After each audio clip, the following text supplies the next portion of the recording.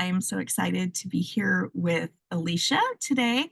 I've been really looking forward to talking with her for a very long time and learning more about her background and her very unique perspectives on the creative process and how things tie together. So I am going to let Alicia introduce herself, give you a little bit of background about her, and then we will just start diving into learning more about her process. Hi, I'm Alicia Peterson Baskel is what I go by, and that was like a graduate school, just married right before graduate school, wanted to keep my last name, and yeah, and it just stuck Yep. nice and long. I don't mind it. But yeah, my background is I am a dancer. I'm a dance maker. I've always really considered myself a dance maker, a choreographer, a maker of dances. And from there, though, like just the total obsession with the creative process has led me down other roads, as having children and having limitations. So I went into doing some work with dip dyeing fabric and dip dyeing tapestries to writing. Writing has always been something that has been a part of my life and actually it crisscrossed in and out with the dancing as well. Um, and yeah, and then currently I am also a breathwork guide and I work with human design to help get us like deeper into that breath work. And I was telling you before we started this conversation that like it all just feels like it's all like the same thing to me. Everything is just the same thing. Yeah. It's just different sides of it. Just what side are we approaching it from? And I think to me, like that is the most fascinating part of the creative process is that you can talk to people who are doing very different things, but completely different medias, and you are still having analogs between that. There's still going to be something where you're like, oh, that's it. Because for me, this whole Creative Nexus thing started because my husband is a composer. And so we sit down and we talk the creative process and we find, what are the parallels? How does this transfer between the different things? So yeah, like being able to look at something and go, I mean, it's all the same. It's just what angle you're looking at it from. Yeah. And then once you find those relationships, it gets really fun. I mean, you know that I also started a podcast because I just love talking about the creative process and hearing other people's processes. And then like the capacity then to like, I don't know, maybe pick up something from that process that I can incorporate into my process. Yes. And when it's coming from a different vein, then it's not, you don't have those, like we were talking about, design, there are rules and stuff. You don't have those preconceived notions of like, this is what's right, this is what's wrong, because it's coming from something where it doesn't directly apply, it's just transferable. And I think that really opens so much potential on how you're looking at things and exploring. Yeah. Yeah. Agreed. So, definitely as a mom, I feel you on the like, okay, well now I have to shift gears and how am I gonna fit this creative process into, the little moments in between that you get for yourself. So how would you say that impacted how you look at the creative process, or did it? Did you find a way to kind of bite-size pieces, or what did you do? Yeah, that's a really good question. And it did have a huge effect on my creative process. And it honestly, it really just made me have to look at other mediums because dance, while like being something anybody can do at any time, like when I'm doing my work and the creative processes that I love to be in with dance require some alone time. Like they just require some getting out and they require some space. Yeah, So, for sure. getting out of the of the house and going to a dance studio and having that space and maybe having a schedule because you're working with other people.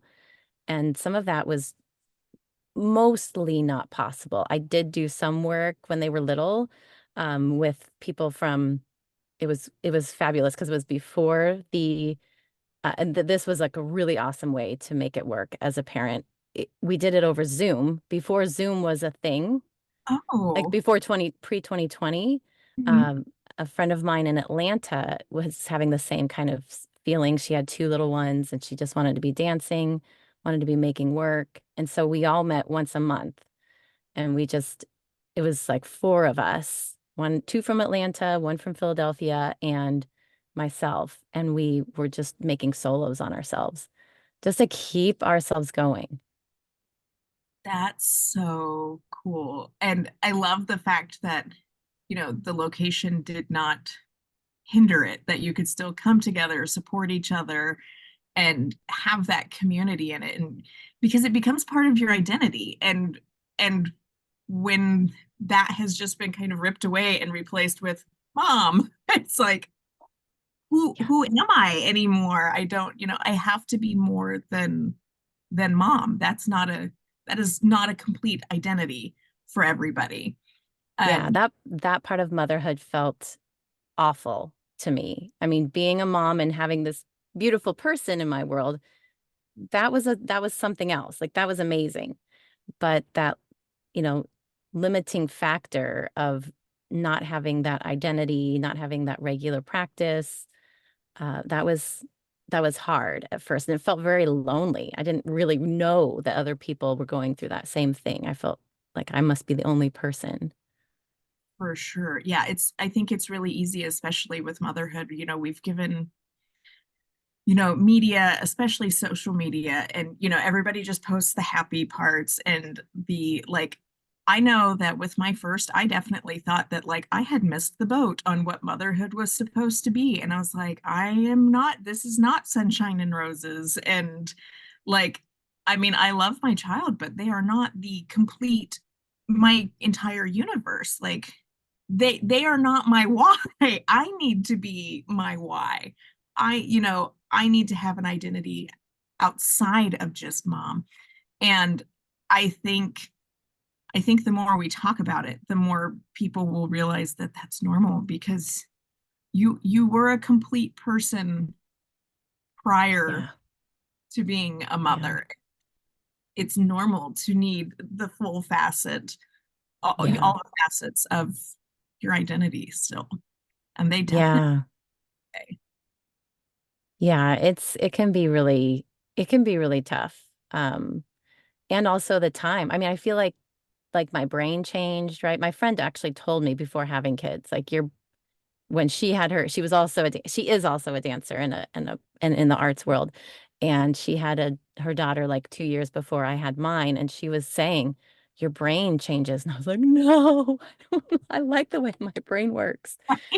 And so I really missed that too for a while. I mean, your brain just goes into survival mode and it can be tough because I missed that part of me, not just identifying as it, but actually like really having that space and that ability to think things through critically and abstractly. And Yes, and have the space for bigger ideas to come in because the creative space that your brain needs, like that only exists when you have what I think of as like white space.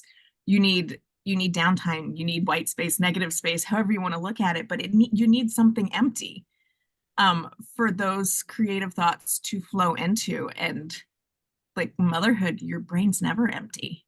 Your brain is always, you know, it's not focused on anything interesting. It's like never empty, but it's right. also like poop and sleep and bath.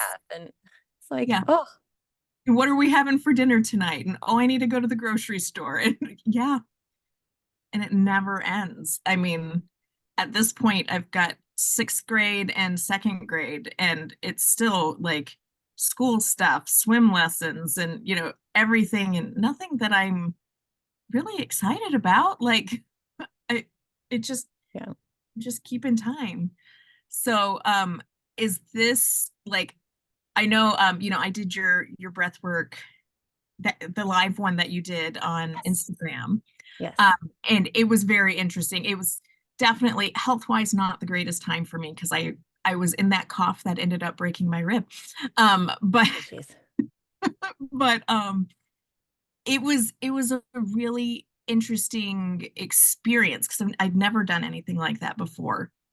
And especially listening to you kind of talk about what this kind of breath work is and what its ultimate goals are. This isn't the breath work that you're going to do when you're having a panic attack already in the store. This is what's going to help connect you deeper, root you, just day in, day out. So how did you end up getting into this, and how do you apply it to your creative process? Yeah. I love that you took all that in and that you remember all of that from what I've talked about. But yeah, I've always been a meditator. So, and always meaning like probably since 2005. So it's been a while that I've meditated, sometimes regularly, having children, again, that interrupts, like we said. But when a friend of mine from Instagram suggested that I take her class, I think it was pre-pandemic, but not very pre-pandemic. I think it was November of 2019. And I took her breathwork group class. And I just like the first time I just remember being like, ooh, this feels so good. I'm like I've just felt like, ooh, this is fantastic. I'm gonna try this again. And it was like one of the first few times that I got just such clarity. Uh and I can't even really describe the clarity. It was just like, yeah, you're doing great, but it also I hadn't done a lot of dancing at that point. I hadn't been dancing very much except for with that group that I talked about once a month. And we were doing performances in different places. So I mean, that was really awesome, but I still had sort of separated from the dance community in San Diego, and I just got like just a clear vision of doing breath work with the dancers of San Diego. And like as I was finishing breath work, just feeling myself like wanting to explore the details of my fingers and like just starting to move my body and just like recognizing how much I missed dancing on a regular basis and how this put me in that space where I wanted to just move and just explore. And that's when I recognized like this is a tool for getting into that space fast. That's awesome. So would you say it's like, so I've never been a meditator. I have tried many times. The I'm making small progress, but the perfectionism in me makes it, where you're like, I'm not doing it right. I'm not doing it perfectly. And I get in my head. But I come back to it, about once a year, I come back and I try to do it again. But I always struggle with anything. How am I going to say this? Any kind of like still meditation. Mm. Like I can get into like a meditative state when I'm hiking or biking, anything where my brain has to be responsible for not tripping over the branches or not hitting the holes in the trail and stuff. um and like for me it's very much about turning off all the chatter that's always going on so that you can create that white space that we were talking about for everything else to come up. Is that how you see breath work functioning? Is that the focus on the breath, or how does it all play? Yeah. Yeah, very good question. It's yes and then and then more. Because the breath, so it's breathwork meditation is what I call it, is what my teacher calls it as well. He also calls it breathwork healing. His name's David Elliott. And it is like during the breath work, yes, you are focused on your breathing and you're focused on your body. Like your breath is in your body, right? So you're focusing on how that breath is in your body, and your mind might wander, and that's fine. It's not about, like, we don't talk at all about what your mind is doing while we're breathing. It's not about that. It's about getting the breath in the body. And so you're focusing on that. And so you don't think about the fact that you're not really focusing on other things, right? You're in that space and you're getting your brain, you're getting your body oxygenated first, and then it goes up to the brain. So it's like we're just kind of, kind of being sleuths and avoiding that, like that thinking brain, and giving our brain anything that it needs to sort of be satisfied and Right. stop thinking, right? And not stop thinking, but stop worrying and stop. Right. But what's so, Stop the yeah. little marquee at the bottom. That's just, all the things that it's keeping track of at any given moment. Yes. And it might still do that. And that's totally fine.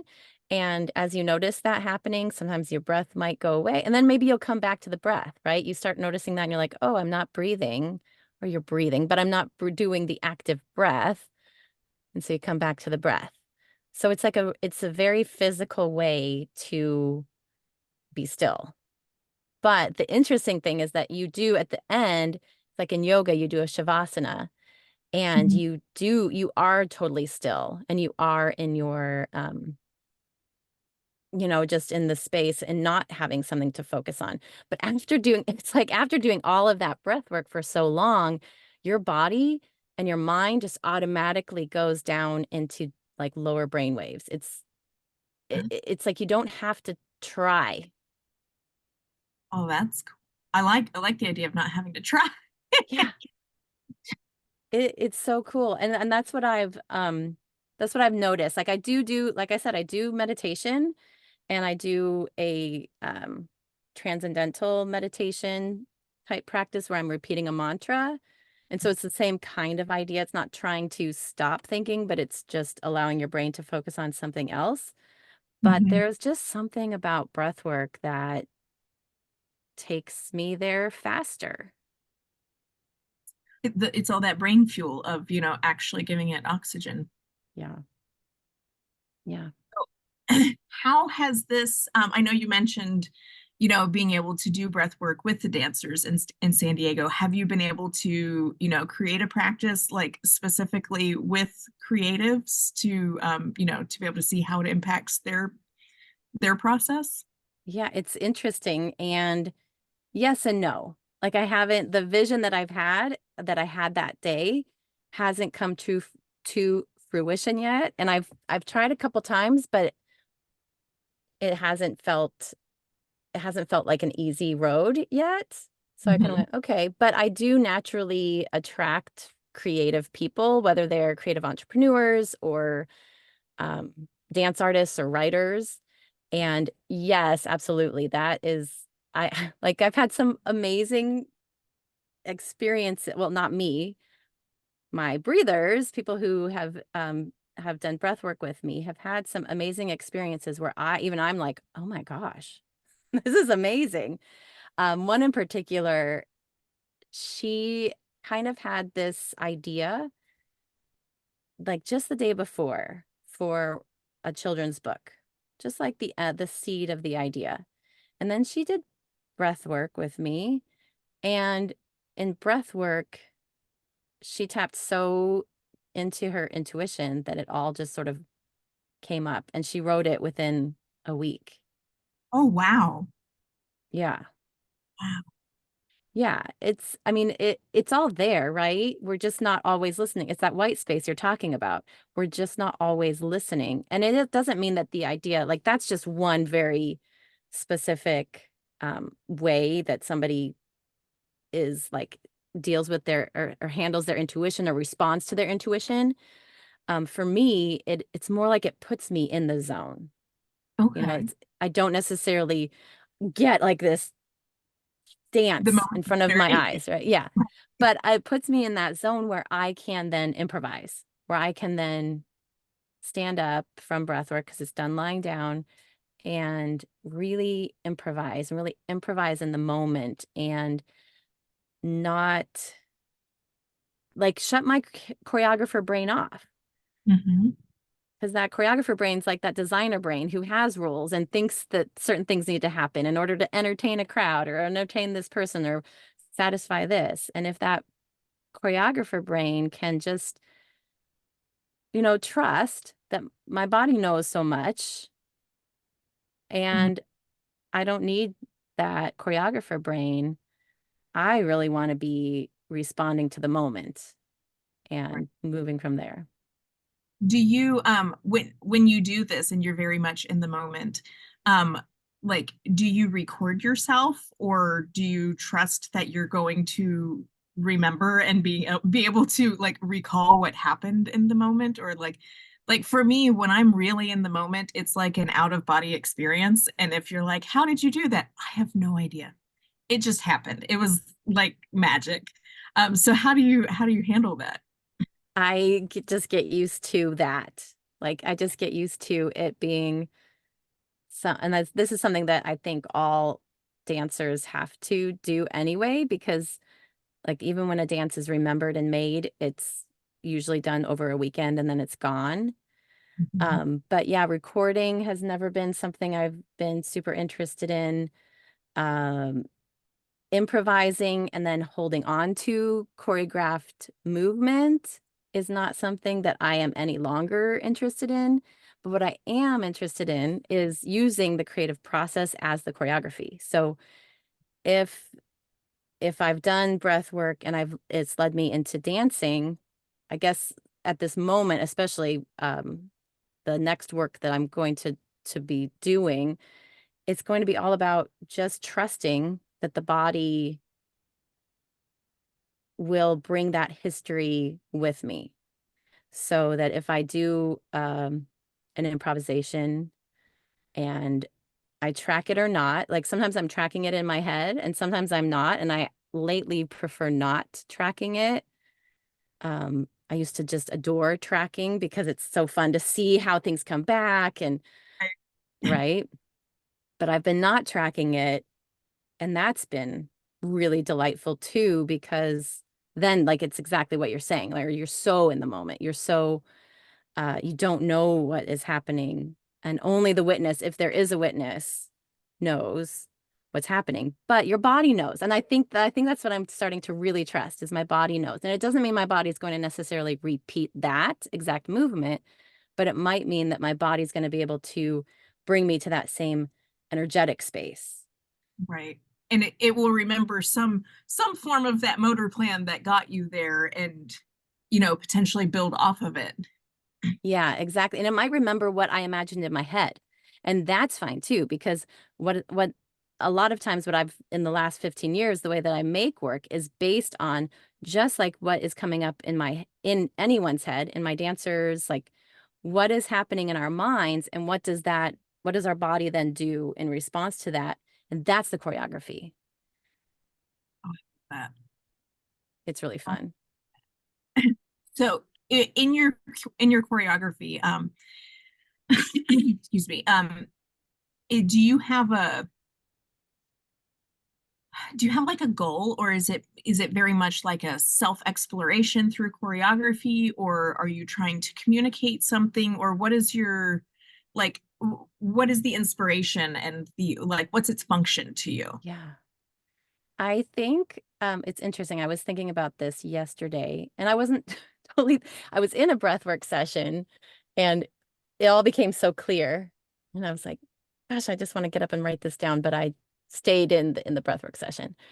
Um, but I feel like I've said for a long time that my obsession is the creative process, and it is. And also, I think I could get more specific than that when it comes to performance, that I'm interested in how do we collect and gather our energy? Like, how do we make something from who we are at this moment? And how is that expressed? into the world? Like, how can that affect my audience? Because that's what you're sensing from the audience's point of view. Like, you're, n- I'm not necessarily interested in how high your leg is or how many leaps you do across the stage. That doesn't interest me. What holds my interest is when I feel like I am being like transformed and taken to another place or brought into my the artist's journey, and that I can sense their energy, whether it is like a painting on a wall or whether it is a dance being done right in front of me. If I can feel like I can sense that energy, and that energy was coming from a place that was, I don't even know, like, was it coming from a place that was present? Was it coming from a place that wasn't? I'm not sure. I just want to sense that energy. Okay. Yeah, I can definitely I can feel that because it's the, okay, so there's this piece of photorealistic art, but it's just a flower. Like it's not there's nothing compelling about, the composition or the color or the lighting or anything. It's just like it looks like a snapshot that your, kid took with your phone or something. And then you have, the abstract art that, everybody goes, well, my kid could have done that, but it's visceral, like and you're like, I don't know what to tell you other than I want to touch it.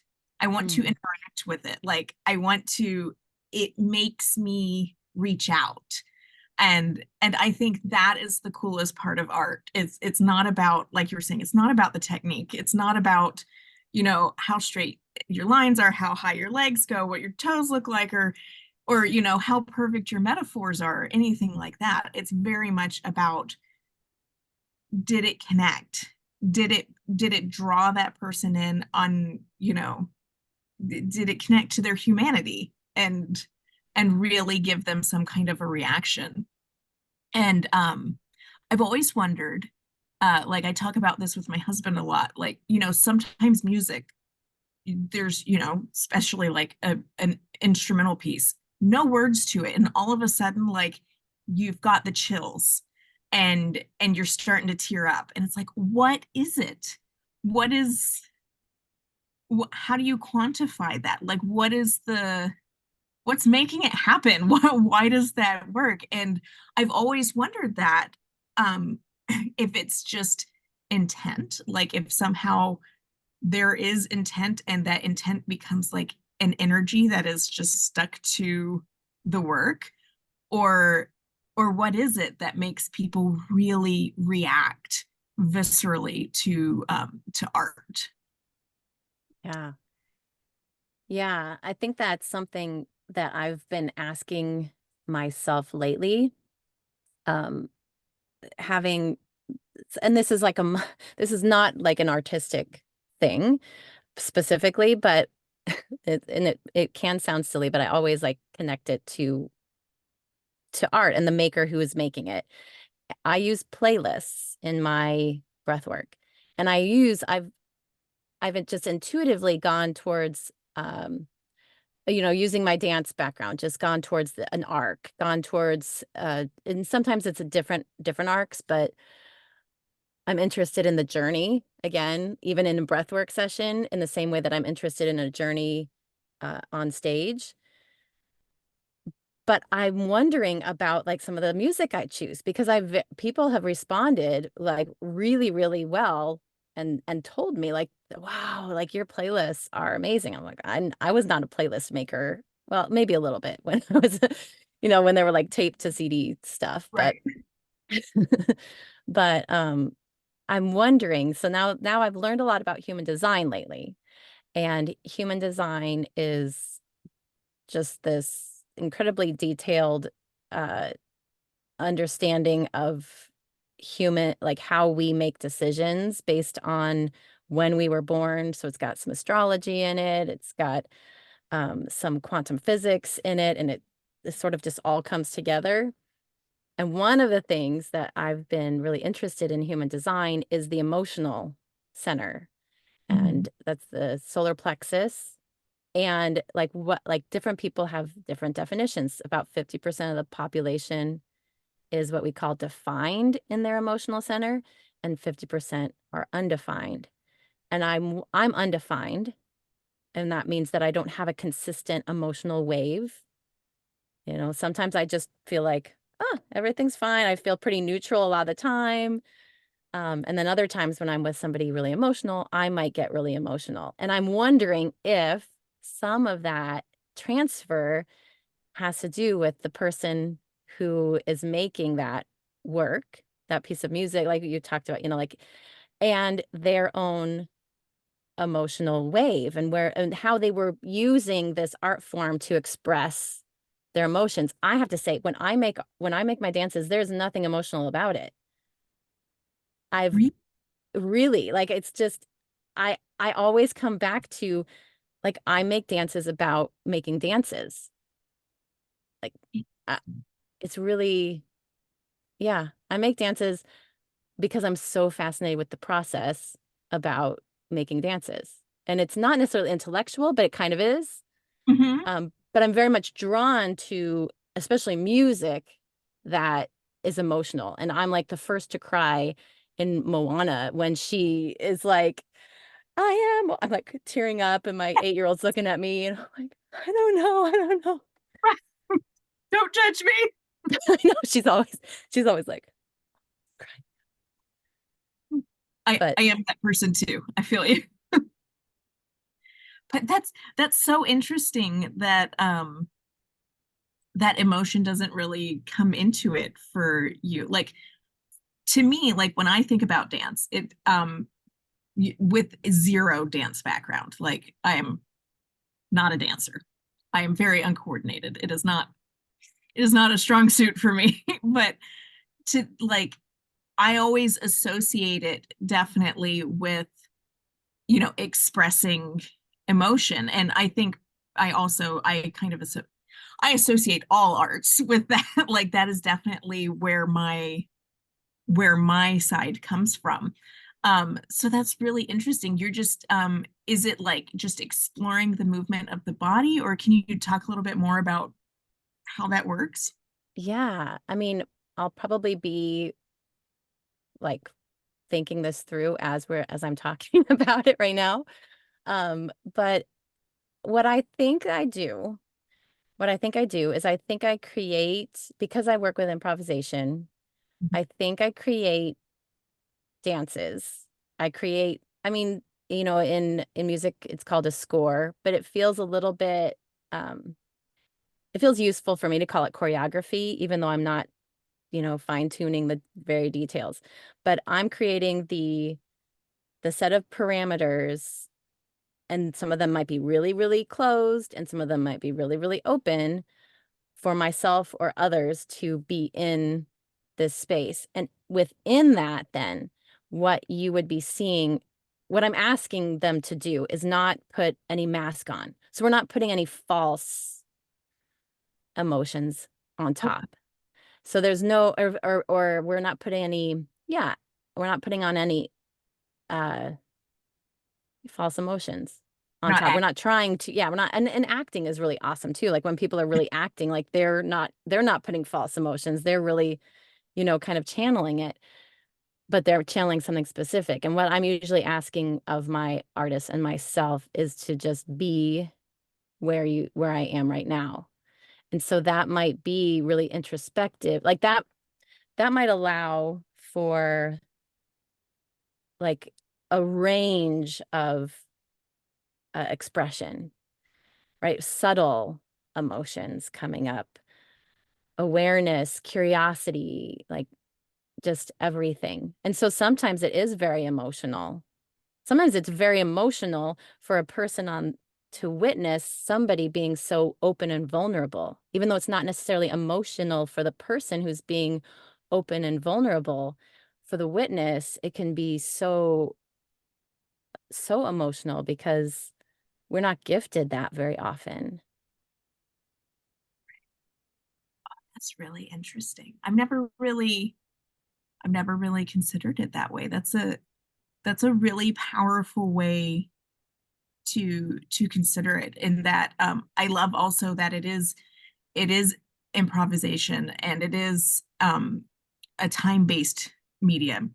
So it is like you are really getting like the gift of a moment, like and the truest, most authentic moment from somebody, and that's really beautiful. And to realize like there is there is a different way of thinking about it, like where you've got intentional emotion which can become manufactured, and versus just the raw truth in the moment. And that's really beautiful. That's cool. Yeah, I and don't I'm realizing, because I ask myself this question as a person who does so many different things and finds myself interested in so many, different things. Like, okay, what is it about breath work, or what like why have I come to breath work? Why have I come to human design and breath work? Have I like am I evolving away from dance and improvisation? But like when I get in conversations with you or with like it's always the dance that comes up, and I feel like there's something about this vulnerability, this ability to create a space where both the dancers or myself or the audience can really kind of strip away the surface mask, the falseness, and be that I apply to how I hold space and breath work, and how I want, like, that's the space I want to create in breath work, is a space where people can feel safe and feel open and be vulnerable and be honest with themselves, mostly with themselves. absolutely. It makes me think of I've been reading I've been very slowly The Artist's Way by Julia Cameron. Um, this is people have been telling me about it for a long time, and finally I scheduled it with Creative Nexus, and we're doing our book club thing this weekend, and so I thought it was probably time to read the book so I can talk about it. But I was thinking about the morning pages and just that idea of being able to mute your sensor. The thing in the back of your head that's always like, this isn't good enough, that's not right, why are you doing it, this is crap, don't do that. And yeah, like the meditative aspects of breath work, I can definitely see that just from that one session on the Instagram live, where like it is turning all of that, that higher brain function off, that's saying you're not going to be safe because people are going to judge you, people aren't going to like you, and you can turn it off and then really connect with who you are in that leftover space. Because when you strip away all of those societal expectations and the social norms and everything like that, what you're left with, the leftover is you. Like that is you in your truest sense. So that makes sense to me, that like the breath work would go hand in hand with creating that, especially like in the moment, very authentic experience of, just there's nothing manufactured, there's nothing that is just following predefined rules. It's just, this is the experience. Yeah. That's beautiful. That's beautiful. Um, I was also thinking about, the people who like draw with colored sand and stuff. Have you seen those videos? Mm. Like they they make these beautiful, beautiful pieces of work just with sand. Like they have, hold it in their hand and like it just let it fall out. Gorgeous things, and then they blow it away. And I always, when I see it, I'm like, oh, you like, how can you blow that away? And then it makes me think about going back to that, just having that moment. It's about the moment. It's not about the final product. It's not about the results. It's the experience. And that's really powerful. Like, it's definitely not something that I consider at all in my work. I'm like, nope, I can erase it. It'll be fine.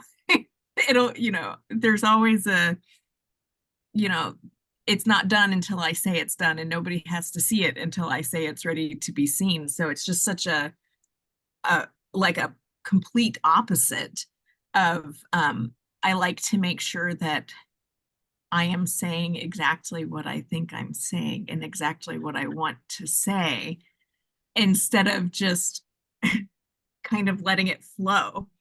So that's something I'm going to be sitting with a lot. Like, am I still being authentic when I sit there and, whittle away at it so much and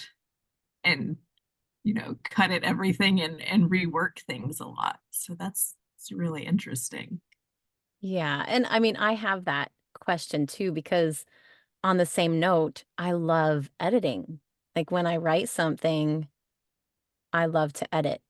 Or even with my podcast, like I enjoy editing or making choices. I don't make, I don't like move things around and make it an Right. entirely new version, but just making choices about how it felt, that it flowed. And, maybe we talked for an hour and a half and I'd like it to be an hour so we can pull these couple of things out.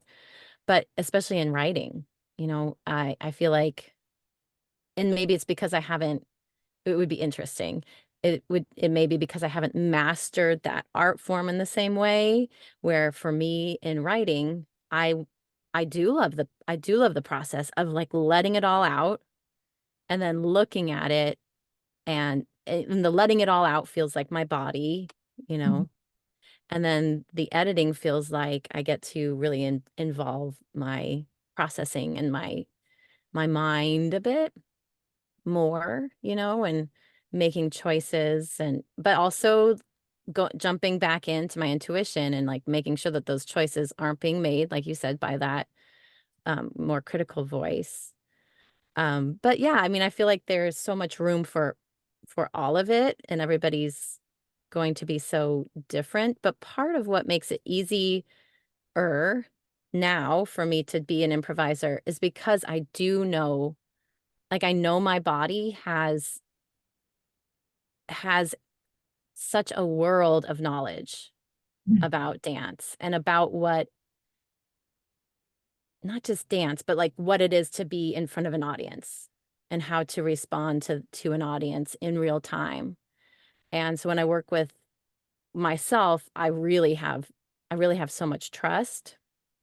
And I can really experiment with what is my choreography. And sometimes it is writing. So sometimes my choreography is I've made this dance or I've danced, and then I sat down and I wrote down whatever pieces I remembered, whether it was that I thought about being on a sandy shore, or I was on my knees for a while and moving my arms.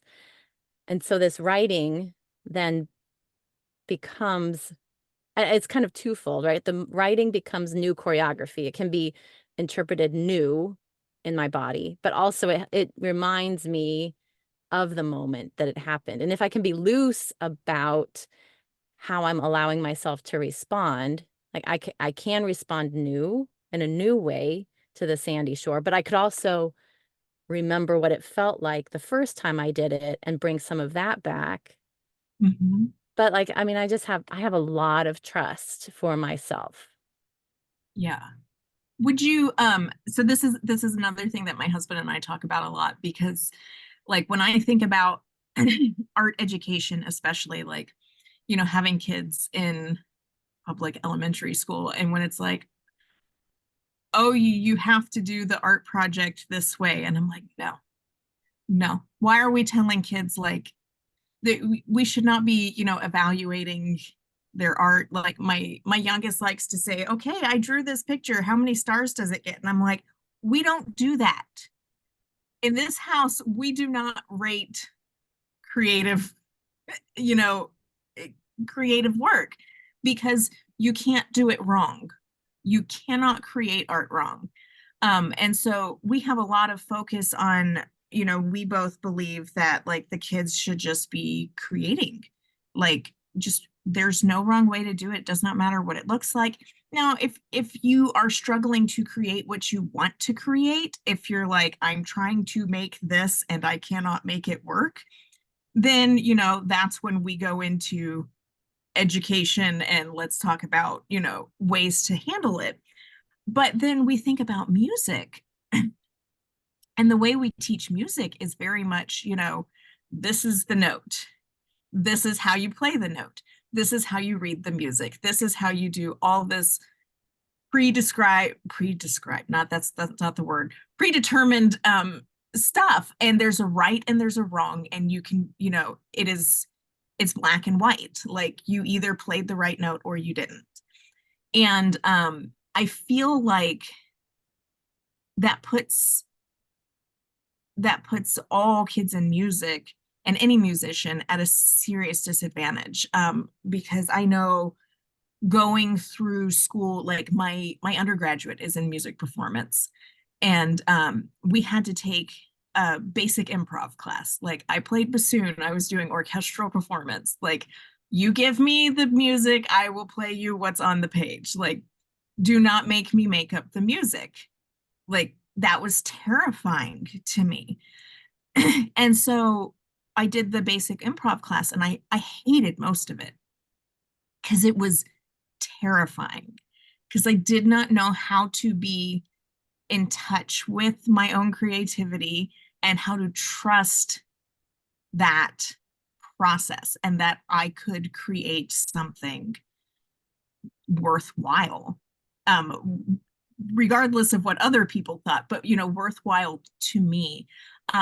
I did ultimately get there in the free improv parts of it, where there were some really incredible things where we did we met as a small group, a chamber group, and just practice playing off of each other. And it was really transformative to find that trust in yourself. But like for me at that point, to come full circle, for me at that point, I already had the knowledge and the trust in my skills as as an instrumentalist. I knew how to play the notes. I knew how to play my instrument. I knew how to listen. I had the oral training and stuff to be able to hear and understand what my colleagues were doing. So how would you say, like, when you're thinking about intuitive improvisation in dance, moving the body, like how important is any foundation in like formal dance training or anything versus just knowing your body? Yeah, I mean, I think like I love everything that you were just saying. And I feel like in dance, knowing your body and feeling confident with your ability to respond to the moment, right? So that you're not just like thinking in your head. You're able to kind of get past the overthinking it and respond from your body. So whatever it takes to get you to the place where you feel confident, right? You had the skills, and so that supported you in being able to improvise. But it was scary at first because you don't know that it's okay to make any noise that comes out, and it's okay to, like, everything is okay. And in dance, I think sometimes if you've got so much formal training, it can be hard to understand that, like, the formal training teaches you that, there's this many movements of your whole human body. And once you can let go of that and understand that your body moves, every movement in your body is potentially dance, if you want to perceive it that way. And you don't need to have your feet turned out, and you don't need to have your toe pointed, and you don't have, and none of that is necessary. It's just Right. not necessary. It becomes, it's a lot of unlearning, right? I mean, a lot of that is like a lot of unlearning. And sometimes that's, I've had that same conundrum with my kids. Like, they're at a violin school. They're at a, and that was just by chance, happened to be down the street from our house. My older one loves to do art, and my younger one loves to do dance. And I see a lot of um, skills being taught. And I think sometimes that's okay. And so, like, sometimes I don't know where to, I mean, I feel like we've been navigating that exact same thing. And my older daughter is so funny because she definitely I mean, she definitely heard me a lot talking about that. And so she really has a hard time if she takes an art class and an art teacher is telling her, even if it's a process-based art, Mhm. that she has to do it in that process, or she has to do it that way. Yeah, I'm a firm believer, and I'm like, there's no wrong way to do it. The only wrong way to do it is in a way that's not you. Yeah.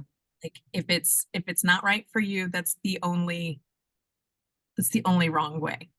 Um and yeah, it's a struggle because, like, for me, definitely, having come from the music background and then moving into visual art, where there is a lot more freedom. Like, when you're going through, especially like an orchestral program, you're not you're not the composer, you are just the performer. Like, I do not have to come up with the idea, I do not have to write the music or anything. I just have to give you my interpretation of the music, I just have to execute on the skills. Whereas, um you know visual arts, or dance, when you are doing improvisation, or music when you're doing improvisation, like, you are now the full gamut. Like, you are the ideas, you are the execution, you're the skills, you're the everything. And it can feel really overwhelming when you're putting yourself into there's a right way or and a wrong way to do this, instead of just going, I'm going to explore, and I'm going to feel, and I'm going to process, and just see what happens.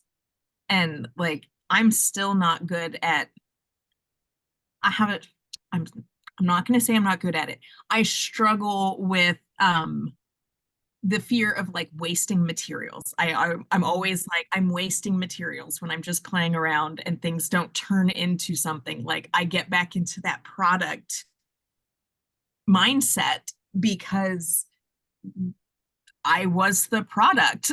Like, that was it. I had to be able to do this perfectly, and then present. I didn't have the freedom of just, I'm just going to noodle around today and see what happens and explore something. So this is the idea that, like, as my oldest is in a band program, and I'm like, you have to practice, but if you want to just go and noodle around on your horn, have at it. That is valid. You do not have to practice playing the notes on the page. If you want to just play around, see what fun noises you can make within reason, because we don't want to damage your mouth or your instrument, but, just go explore and find the joy in exploration, because I think that's what it's all about, is exploring. Yeah. I feel like it's also kind of a political act in some ways, or like a revolutionary act, to value exploring and to value finding other ways to do things, because it's like practicing being contained is is a way of being in the world too. Mhm. Practicing exploring and trusting your intuition and trusting uh, things that aren't considered the right way to do things, but suggesting that maybe they could be is revolutionary. Absolutely. Seeing the value outside of the box. Yeah, Just, just because this is how it's always done does not mean it's the right way to do it. I promise there's more to life out there. And yeah, absolutely, because we are we're a family of contrarians. Like if you if you tell us one thing, we're like, no, I'm not gonna do it that way. Which is a lot of fun. But yeah, I think the value of exploration and that it goes hand in hand with like growth mindset too, of like things things aren't definite. Like everything is indefinite. Like there's so many different ways to look at things. There's so many different things to appreciate, and where you can, my husband and I go for a hike together. We don't see the same things. We're walking on the same exact path at the same exact time, but we are not seeing the same things. Partly because he's a foot taller than me, partly because I'm watching the ground and he's not. But like we all have to take what's right for us, and as a result our realities are all different and nothing is definite. So when we embrace the exploration and the different ways to look at things, the different ways to be, I think that's how we also end up being more okay with everybody being different and not being, here's our cookie cutter, this is who we're supposed to be, and if you don't fit that mold, then something's wrong with you.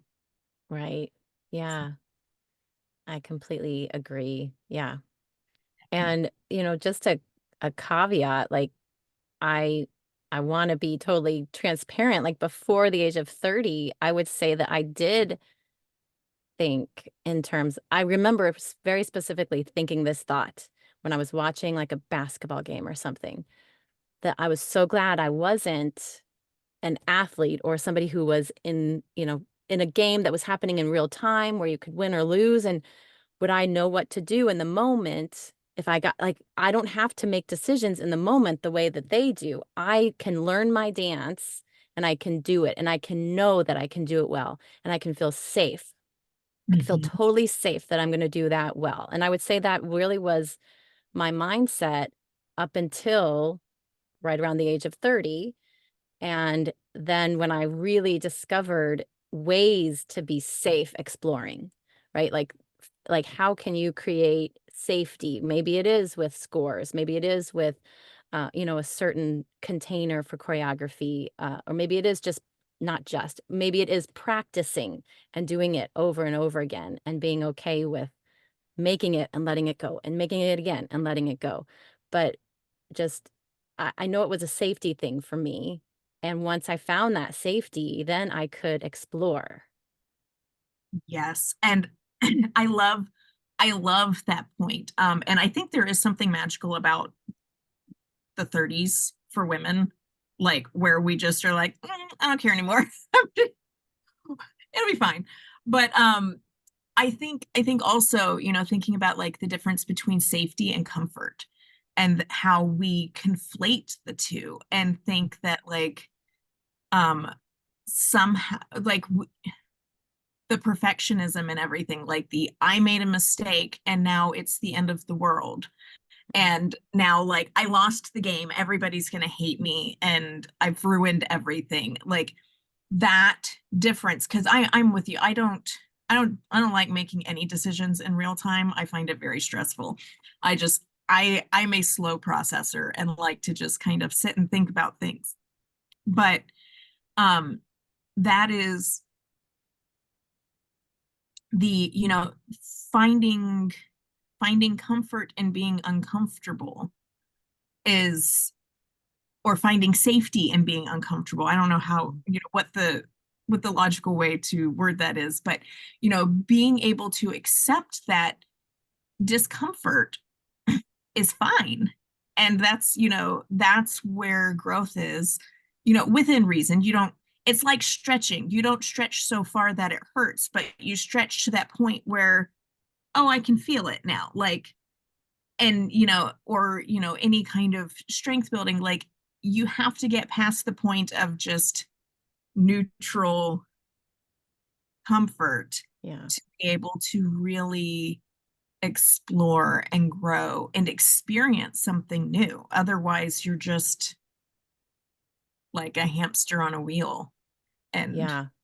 Yeah. yeah, finding that safety. And I think that's part of the thing is, reminding people that like we shouldn't be evaluating and judging your creative output, because when we're telling kids you're doing this art wrong, like now they're not going to want to do it anymore. Now it's scary and you've made it into something where they don't feel safe. They don't feel like their creative output is valid. And I think that's a huge disservice to the kids and to our society in general. Like for anyone to think that their creative output is not valid is Yeah.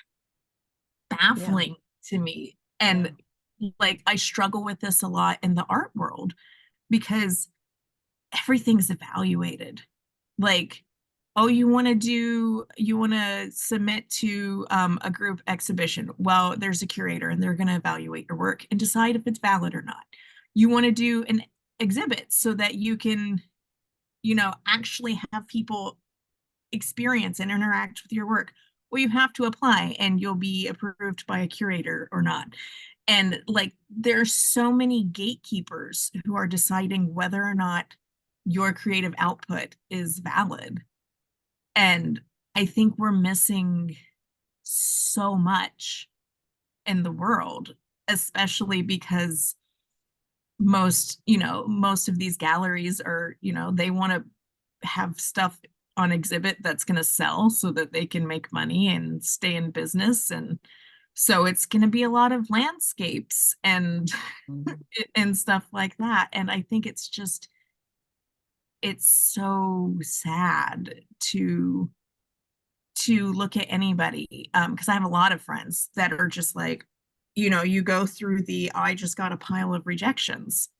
Like, is it me? Like, and all you can say is it's not you because your work is valid. Yeah. It's Yeah. it's the system, but your your work is valid and there's an audience, and it's just I hate the idea of people being told that their work is not valid, because Yeah. it's like telling you that your personhood is not, your humanity is not valid. We don't like Yeah. your expression. Yeah. I'm with you. Yeah. I've been persistent. I have an application that I'd like to fill out again for like the third year in a row for a residency that I'm really like deeply, deeply interested in. But, how do I make it clear what I'm doing, why I'm doing it, why I believe it's important? Um, and also, being a contemporary dance artist, I think has also taught me from the beginning that there's a lot of doing it yourself, because the gatekeepers often prefer the ballerinas or the highly technical, like ballet-based contemporary dance. So, it's almost like, okay, already know that, already get that.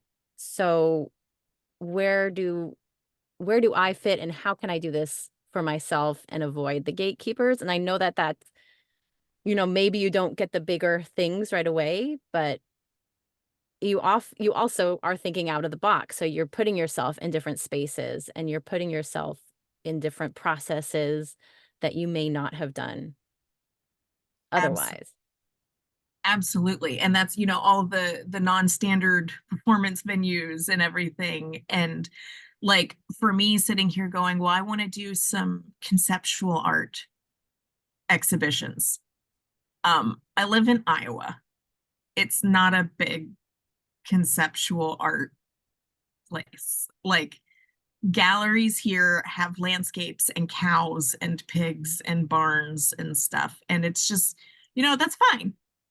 There, something for everybody. That's not me. And I don't fit in anywhere. And so it's the like, okay, so I got to talk to the libraries or someone like, who am I going to talk to, find a space where I can actually set up an exhibit that people can interact with and and experience, because it's not just, oh, I looked at it on Instagram and that was cool, but to be able to actually get in there, look at things from different angles and experience it and walk away with the message. And, that experience is really hard to figure out how to exist outside of the normal, this is how it goes. Like this is how you do your art career. Yeah. So it's Yeah. hard. Yeah.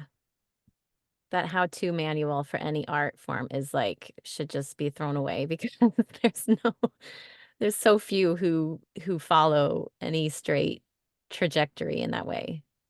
Right. And there's so many different paths. I was talking to a friend this morning, like there's so many different paths that you can take in any creative endeavor.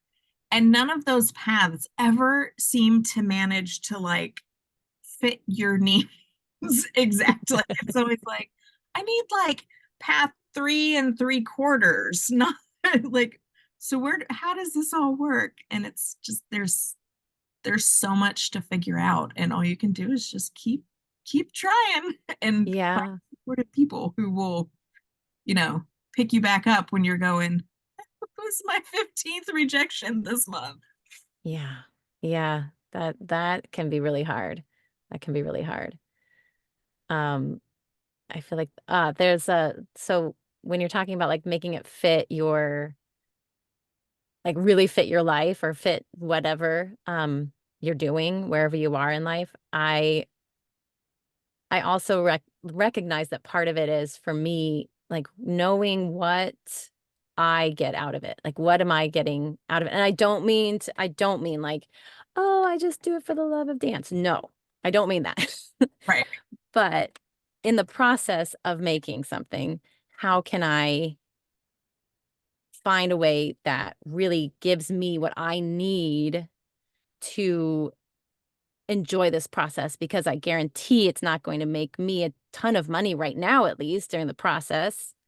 Right. So, what do I really need to get in return from doing this? Or do I need to not do it for a while? And I've done that too, where it's been like, okay, I'm not getting a return on my investment into dance. So I'm going to go ahead and take a break and look at this other thing.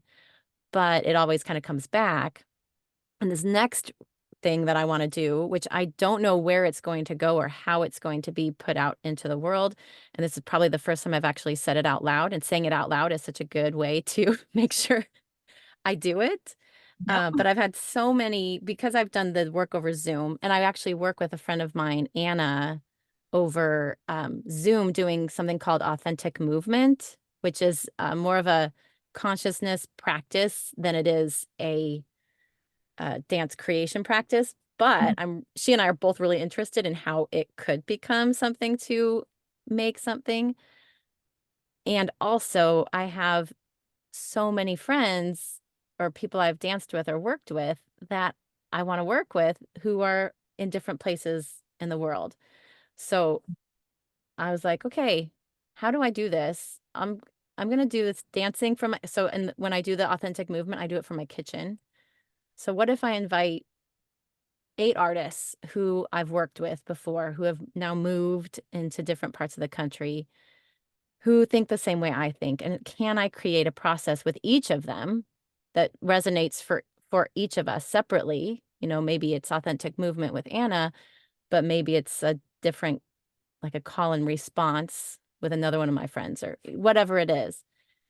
And then how can I take, and this will be the big question, right? I don't know the answer, but how can I take all of these, you know, maybe I work once a month with each of them. Maybe I work once every 3 months with each of them. But how can I take whatever I get and however I gather it into a piece? What could it become? Right.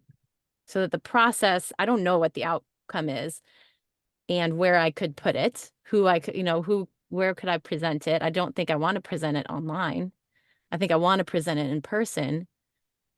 But do I need to call up the local gallery space and do a piece there? Do I do it in my kitchen and invite people into my backyard? What do I need? Do I need a big audience, or do I really just need to be performing for people who I know will appreciate it? I don't know. Exactly. So many What will make questions. you feel successful? Yeah, yeah, What is that measure of success? Like, do I have to connect with one person? Do I have to connect with 100 people? Do I have to, is it a CV line? Like, what is it that I need to know that this was successful and worth my time? yeah. And it's different for, I mean, sometimes it's absolutely financial and Yeah, sometimes it's not. And to be able to kind of gauge that can helps me at least know how I want to interact with the work. exactly. Yeah, and like you said, it's different for everybody and it's different for each project.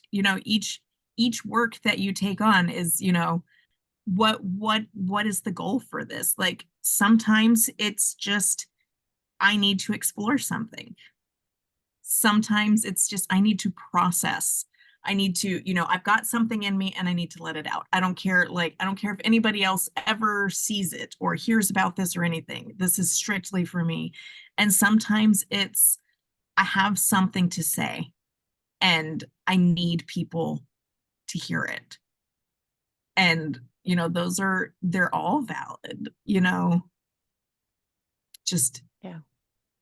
you just gotta find what makes sense and then like you said make your decisions based off of that because not everything has to be huge but some things do have to be big to make it worth it otherwise like I keep thinking this exhibit that's in my head I'm like I can't do it in my house because I want more people to see it than I'm interested in having in my house. And I also want people to spend a long enough time with it and interact with it. And I'm like, I don't want, 30 strangers in my house for a couple hours. Like, and I don't want it to just be people I know. So I'm like, no, my house is not. Plus, I have children and my house is a mess. So, like, there's so many reasons this doesn't work. But yeah, I mean, it's so important to think about those things because that's another one of those areas where there's a right way to do it, they say. Like, this is how you do it. This is the acceptable route for doing things. And it's not the only choice. And it's often not the best choice.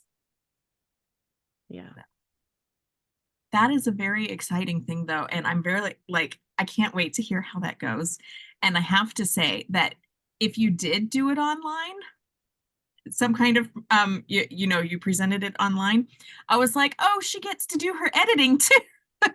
She can edit all the pieces together because editing sounds horrible to me. But it's like that sounds like a really, really interesting way to do it. Yeah, it just seems fun. It would be fun and it would give me something to respond to. And yeah, that's really helpful for me in the process. Yeah. And the community of being able to interact with others and not have the isolation of just Yeah. here you know by myself so for sure well I do have to wrap up but this has been So wonderful. I really, really enjoyed talking with you. I hope you enjoyed it as well. Um, Yes, yes, yes. That was I think so fun. Tracy was 100% right. I knew she would be because she always is.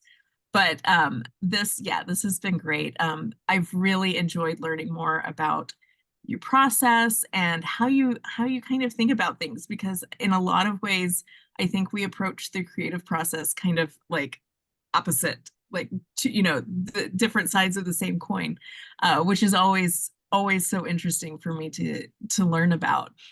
Um, I will remind anyone watching the replay that Alicia is on Instagram at Alicia Peterson Baskel. It's no dots or anything. It's just all one, right? Okay. Yes. And I'll make sure to include her Instagram in the about description thing. So you can follow her there and learn more about her work and her breathwork sessions and everything that she offers, because they're very interesting. And yeah, thank you so much for your time, Alicia. Yeah, thank you, Stephanie. This is fun. This was really fun. I'm so glad. Well, we will have to do it again. And I hope you have a wonderful day. You too. Okay, bye. Bye.